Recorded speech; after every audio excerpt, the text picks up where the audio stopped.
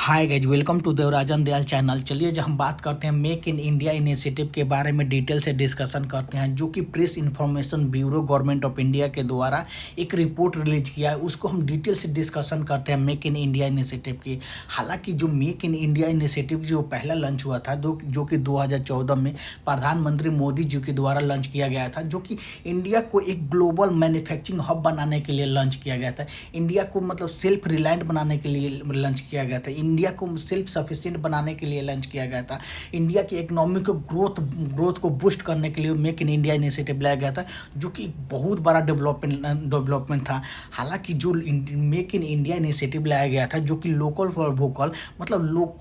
Local for vocal, जो कि एक नारा दिया गया था कि लोकल से वोकल किया जाए, मतलब एक इंडिया का जो लोकल मैन्युफैक्चरिंग करके ग्लोबल में एक्सपोर्ट किया जाए, जो कि एक बहुत बड़ा स्टेप, मतलब ह्यूज स्टेप था जो इंडिया के लिए। अब बात करते हैं जो मतलब मेक इन इंडिया इनिशिएटिव लाया गया था, जो कि एक तो मैन्युफैक्चरिंग सेक्टर के भी लिए लाया गया था और सर्विस सेक्टर के लिए भी लाया था। मैन्युफैक्चरिंग सेक्टर में जैसे कि एरोस्पेस, डिफेंस के हो गया, ऑटोमोटिव का हो गया, ऑटो कंपोनेंट का हो गया, फार्मास्यूटिकल के हो गया, मेडिकल डिवाइस के, बायोटेक्नोलॉजी को, टेक्सटाइल के, केमिकल्स एंड पेट्रोकेमिकल्स के हो गया, electronic systems and design and manufacturing के हो गया, लेदर फुटवेयर का भी, फूड प्रोसेसिंग के, जेम्स एंड ज्वेलरीज के हो गया, शिपिंग के हो गया, रेलवे के हो गया, कंस्ट्रक्शन के हो गया, न्यू एंड रिन्यूएबल एनर्जी के हो गया, जो कि ये मैन्युफैक्चरिंग सेक्टर में होता है। अब बात करते हैं सर्विस सेक्टर में, जो कि मेक इन इंडिया इनिशिएटिव लाया गया था, जैसे कि आईटी में इंफॉर्मेशन टेक्नोलॉजी लाया गया था, टूरिज्म एंड हॉस्पिटलिटी सर्विस को लाया गया था, मेडिकल वैल्यू ट्रेवल के हो गया, ट्रांसपोर्टेशन के हो गया, लॉजिस्टिक के हो गया, अकाउंट एंड फाइनेंस के हो गया, ऑडियो विजुअल सर्विस हो गया, लीगल सर्विस हो गया, कम्युनिकेशन सिस्टम के हो गया, environmental, financial and education system के लिए, एजुकेशन सर्विस के लिए है। जो कि मेक इन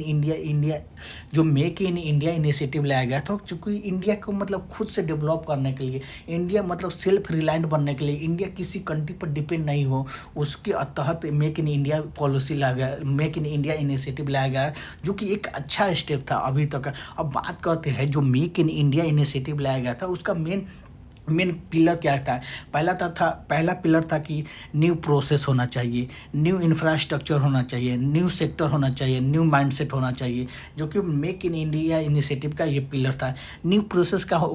का क्या होता है? The make in India initiative identify ease of doing business as a crucial factor for promoting the entrepreneurship and the several measure where the implement to enhance the business environment, make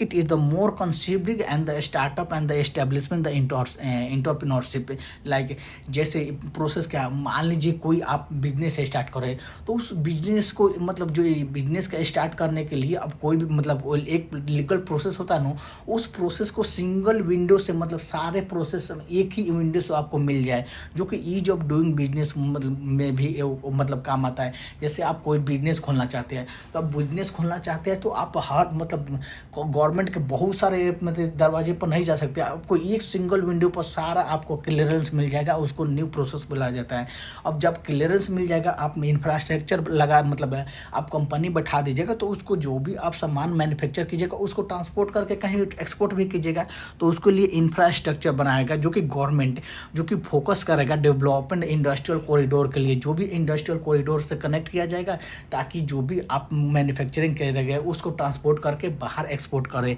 अब बात करते हैं new sector में, जैसे कि जब आप मान लीजिए कोई मैन्युफैक्चरिंग सेक्टर खोल रहा है, कोई बिजनेस खोल रहे हैं, तो आपको लिए उसके लिए फॉरेन मतलब उसके लिए सब मनी की ज़रूरत होगी, जो कि मनी की ज़रूरत होगी, तो फॉरेन डायरेक्ट इन्वेस्टमेंट, जो कि फॉरेन इन्वेस्टमेंट का भी अट्रैक्ट करना होगा, उसके लिए एफडीआई, जैसे कि एफडीआई खोल दिया गया है, जैसे डिफेंस में भी खोल दिया, डिफेंस प्रोडक्शन में आप एफडीआई मतलब लाने के लिए अलाउ कर देगा, इंश्योरेंस में, मेडिकल डिवाइस में, कंस्ट्रक्शन में, रेलवे इंफ्रास्ट्रक्चर में, बहुत सारे में मतलब एफडीआई को छूट मतलब खोल दिया कि आप किसी में मतलब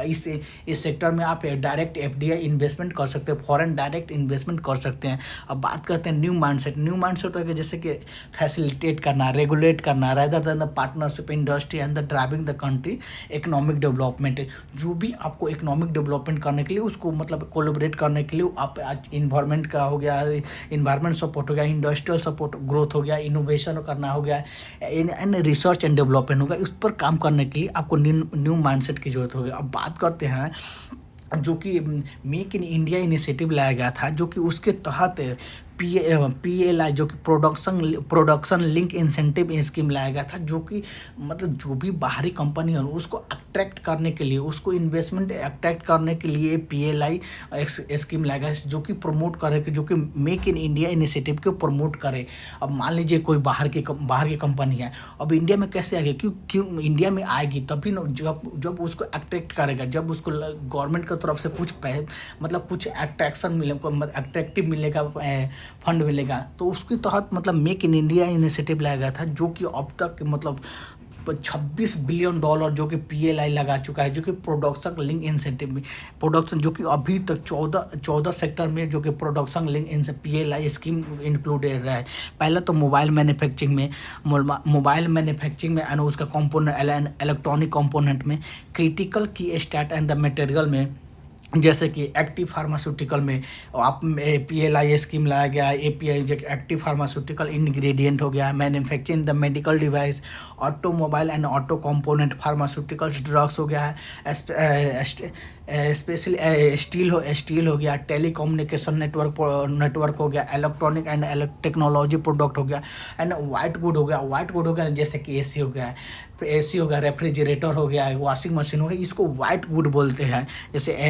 इसको वाइट गुड बोलते हैं। अब बात करते हैं फूड प्रोडक्ट में भी, फूड प्रोडक्ट हो गया, उसमें भी PLI लाया गया स्कीम, जो कि प्रोडक्शन लिंक इंसेंटिव होता है, होता है हाई एफिशिएंसी सोलर हो गया, सोलर मॉडल हो गया, एडवांस केमिस्ट्री सेल हो गया, बैटरी हो गया, एंड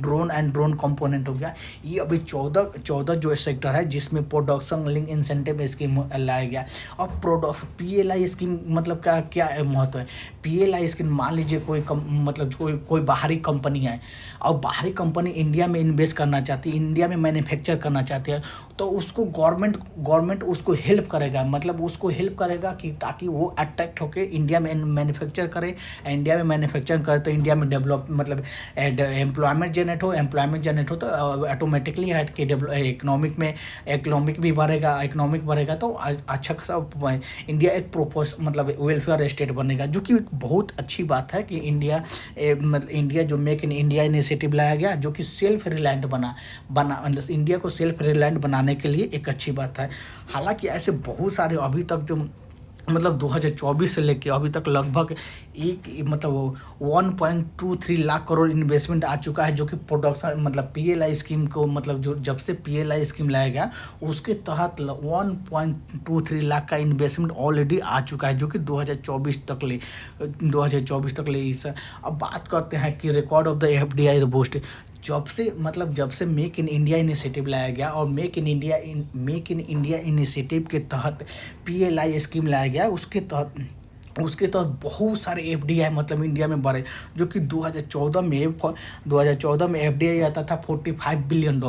वही 2023-24 में आने लगा मतलब 70 बिलियन 80 बिलियन डॉलर। 2022 में सबसे ज़्यादा FDI आया था, जो कि फॉरेन डायरेक्ट इन्वेस्टमेंट बोला जाता है। 2021-22 में $85 बिलियन के आसपास फॉरेन डायरेक्ट इन्वेस्टमेंट आया था इंडिया में, जो कि एक ह्यूज इन्वेस्टमेंट था। अब तक 2014 से लेकर 2024 तक लगभग 670 बिलियन FDI आ चुका है, जो कि मेक इन इंडिया इनिशिएटिव के अंतर्गत आया है, जो कि एक ह्यूज डेवलपमेंट है। अगर इंडिया को डेवलप्ड कंट्री बनाना है तो इसके लिए नए PLI स्कीम लाना पड़ेगा, और जो भी बाहरी कंपनी है उसको इंडिया में अट्रैक्ट करने के लिए नए मतलब उसको फंड हेल्प करने के लिए PLI स्कीम लाना पड़ेगा, ताकि इंडिया में वो आके मैन्युफैक्चरिंग करे और इंडिया में आके एम्प्लॉयमेंट जनरेट करने के ऑटोमेटिकली वेलफेयर स्टेट होगा, जो कि मतलब एक अच्छी बात है। अब आपको बता दो कि ईज ऑफ डूइंग बिजनेस, जो कि वर्ल्ड बैंक जारी करता है, ईज ऑफ डूइंग बिजनेस क्या होता है ना कि आप किसी कंट्री में आप बिजनेस कैसे इजी से कर कर लेते हैं। उस जैसे मान लीजिए किसी कंट्री में आप बिजनेस करना है, तो उसके लिए बिजनेस कर रहे हैं तो उसके लिए आपको बहुत सारे गवर्नमेंट से परमिशन लेना पड़ता है। तो वही इंडिया क्या क्या ना, जो भी परमिशन लेना है ना, एक सिंगल विंडो से आपको सारे परमिशन मिल जाएगा, ताकि जो कि ईज ऑफ डूइंग बिजनेस एक मतलब जो भी इंडिया में बिजनेस करना आसान हो सके। जो कि पहले जो कि ईज ऑफ डूइंग बिजनेस जो कि वर्ल्ड बैंक जारी करता था, पहले इंडिया का रैंक 142 था, और 2020 में इंडिया का रैंक 63 हो गया। उसके बाद से ईज ऑफ डूइंग बिजनेस का रिपोर्ट आना ही बंद हो गया, क्योंकि एक बहुत अच्छी बात है कि इंडिया के जो रैंक है ईज ऑफ डूइंग बिजनेस में मतलब 63 था, और मतलब अच्छा खासा इम्प्रूव हो रहा था, जो कि एक अच्छी बात है। अब बात करते हैं कि जो मेजर अचीवमेंट क्या हुआ जब से हम लोग मेक इन इंडिया इनिशिएटिव लाए, तो उसका मेजर अचीवमेंट क्या हुआ है। पहला तो मेजर अचीवमेंट हुआ कि जो कि कोविड में हम लोग वैक्सीन बनाए थे, लोग जो कि कोविशील्ड का वैक्सीन बनाए थे, वो भी अचीवमेंट है। वंदे भारत ट्रेन बनाए थे, जो कि first indigenous semi high speed है, जो कि वंदे भारत ट्रेन है, जो कि अभी तक ले 54 का मतलब 51 से 54 का ट्रेन ऑपरेशनली हो चुकी है। हालांकि लॉन्च हो चुकी है 102, पर ऑपरेशनली रूट पर चल रही है अभी 54 ट्रेन, जो कि ऑपरेशनली चल रही है। अब बात करते हैं कि जो मेक इन इंडिया के इनिशिएटिव INS विक्रांत बनाया गया, जो कि first and domestically made aircraft carrier बनाया गया, जो कि मेक इन इंडिया के इनिशिएटिव अंतर्गत ही बनाया गया। और भी इंडिया इलेक्ट्रॉनिक सेक्टर में, जैसे कि मेक इन इंडिया जो अभी न्यूक्लियर सबमरीन बनाया गया, जो कि मेक इन इंडिया के अंतर्गत ही बनाया गया, जो कि अच्छा खासा है। उसकी बात करते हैं कि जो मेक इन इंडिया के अंतर्गत इंडिया लगभग $450 बिलियन का एक्सपोर्ट कर पाया, जो कि 2023-24 में इंडिया लगभग 400 ग्लोबल ट्रेड का में जो भी एक्सपोर्ट होता है ना, तो उसमें $450 बिलियन का इंडिया एक्सपोर्ट किया, जो कि मेक इन इंडिया के अंतर्गत ही किया। जैसे कि जो मेक इन इंडिया इनिशिएटिव के अंतर्गत मोबाइल का मैन्युफैक्चरिंग हुआ, तो उससे भी एक्सपोर्ट किया गया बाहर। उसके तरह इंडिया का जो एक्सपोर्ट हो गया, एक्सपोर्ट धीरे धीरे बढ़ते गया, जो कि एक अच्छी बात है। अब बात करते हैं जो मेक इन इंडिया के इनिशिएटिव एक और भी, जो कि UPI लाया गया, इंडिया यूनिफाइड पेमेंट इंटरफेस, जो कि UPI सिस्टम लाया गया, वो मेक इन इंडिया के अंतर्गत ही लाया गया, जो कि सबसे बड़ा डेवलपमेंट था UPI अब तक का। मतलब और बहुत सक्सेसफुल हुआ, जो कि UPI हुआ वो सक्सेसफुल हुआ, जो कि अच्छा खासा मतलब अभी इंटरनेशनली रिकॉग्नाइज हो चुका है, और हो रहा है। ऑलमोस्ट 20 कंट्री में UPI एक्सेप्टेड हो चुका है, जो कि एक बहुत बड़ी अच्छी बात है कि इंडिया एक सेल्फ रिलायंट बन रहा है और अच्छे खासे मतलब अपना इकोनॉमिक बूस्ट कर रहा है। अब बात करते हैं जो मेक इन इंडिया इनिशिएटिव लाएगा, इसका मेन कंक्लूजन क्या है। बहुत सारे को कंक्लूजन करके तो कुछ कंक्लूजन लाना पड़ेगा। The make in India initiative has be transform the India into the design, development, innovation, research and development, manufacturing, positioning in the global leader in the various sectors like the strategic investment and the friendly policy like and a strong focus on the infrastructure per development per initiative, the significance in the industrial capability. These success of the indigenous project like the Vande Bharat, INS Vikrant, INS Vikramaditya, alongside the recorded the FDI, मतलब FDI भी बहुत ज़्यादा है, $85 billion almost 2021-22 में आया था, जो कि अच्छा खासा बात है। इंडिया का ग्रोथ बना, इंडिया सेल्फ रिलायंस बना, इंडिया मतलब किसी पर डिपेंडेंट नहीं हुआ, जो कि बहुत सारे मतलब कंक्लूजन जो कि होगा। The further the India the manufacturing and industrial sector promising the driving the innovation and infrastructure and resolve the infrastructure and development, जो कि मेक इन इंडिया के तहत बहुत सारे काम किए गए और बहुत सारे अच्छा खासा उसका रिजल्ट भी आया है, जो कि एक अच्छी बात है कि इंडिया मेक इन इंडिया बन रहा है। और आने वाला दिन में इंडिया बहुत मतलब अच्छा से मतलब एक्सपोर्ट कर मेक इन इंडिया के अंतर्गत अच्छा से एक्सपोर्ट कर पाएगा, और जो कि इंडिया का एक्सपोर्ट मेक इन इंडिया के तहत ही बढ़ेगा। जब तक मेक इन इंडिया का अच्छा सा पॉलिसी रेगुलेट मतलब पॉलिसी इम्प्लीमेंट नहीं किया जाएगा, जब तक इंडिया का जो मतलब एक्सपोर्ट नहीं बढ़ पाएगा। और मेक इन इंडिया के अंतर्गत ही इंडिया एक डेवलप्ड कंट्री बन पाएगा, इंडिया एक विकसित स्टेट बन जाए, विकसित कंट्री बन पाएगा। और मेक इन इंडिया के तहत इंडिया एक self reliant self sufficient country बन पाएगा। आशा करता हूँ कि आपको समझ में आया। अगर समझ में आया तो वीडियो को लाइक कीजिए, कमेंट कीजिए, शेयर कीजिए और सब्सक्राइब कीजिए। Thank you.